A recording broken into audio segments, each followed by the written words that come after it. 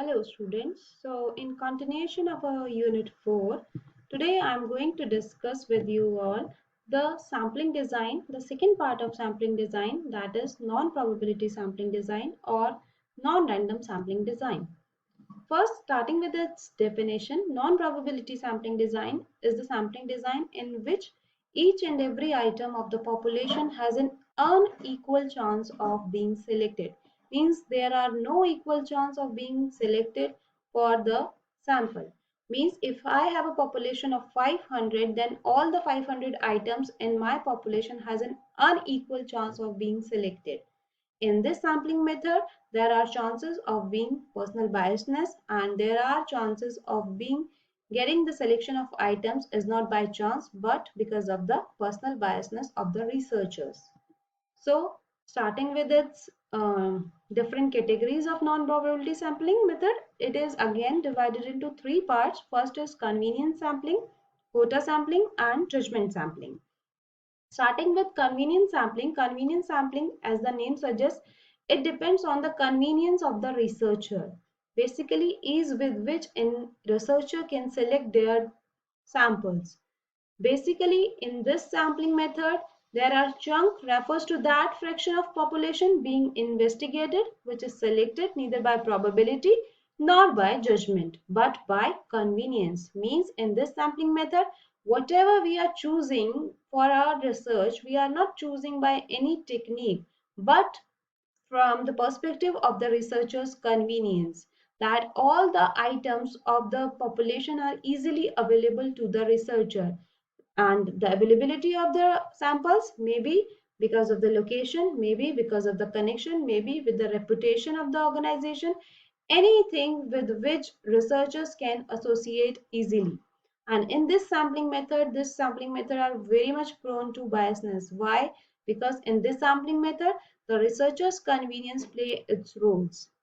Generally, this sampling method we use as a researcher for making pilot studies. And what pilot studies are? Pilot studies are those studies which a researcher can do just before the final study. Means again, it's a sampling study to check yes, whatever sampling you are taken is better for your researcher, is finalize is will help you in finalizing the research or not.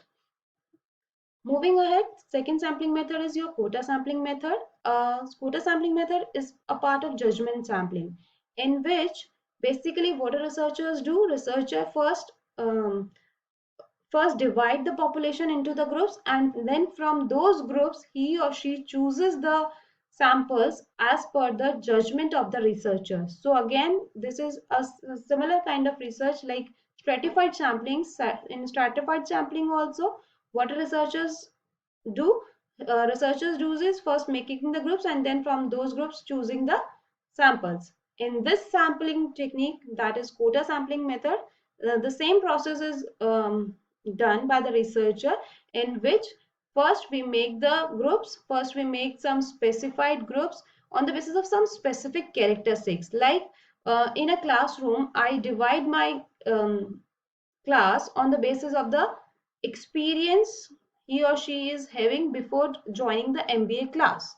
So what will I do? Those who are having experience of 1 year in one group, those who are having experience of 2 years in another group, and those who are having no experience is in one group. So I have three groups for my population. So from those population, I know that one group is having nil experience, another group is having 1 year of experience, and the another group is having 2 years of experience. So what will I do as per my need, as per researchers need? Suppose the need of the researcher is to get the data from those items who are having an experience of 1 year plus who has enrolled in MBA also. So what will I do? I'll pick that group who is having a year of experience and who are the students of MBA.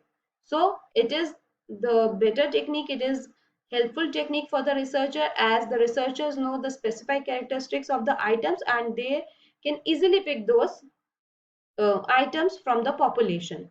So this is all about quota sampling. The third sampling is your judgment sampling. Judgment sampling is the choice of sample item depends exclusively on investigators or researchers' judgment. All the choice of sample or the picking of the sample are solely dependent on the researcher's choice. Whatever researchers thinks, whatever researchers' judgments are, accordingly he or she chooses the sample. The last sampling technique, which is known as snowball sampling, it is a very popular sampling technique, and the sampling technique is very simple. In this sampling technique, what do researchers do? Researchers just pick one item from the population.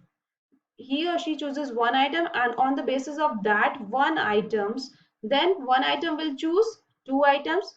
And as in the picture suggested, as you can see from the picture also, that researchers has chosen this old man who is standing on the left hand side of the slide, and that old man decide two people, and those two people further pick or select the sample as three each, and so on. So snowball is what? Snowball is basically a chain sampling technique in which researcher chooses one, and on that one person chooses two, and so on. So this is called snowball sampling technique, or we can say chain sampling technique. So this is all about sampling design. We have discussed probability sampling, non-probability sampling, and so on. If you have any query, we can have a session on Zoom. Thank you so much.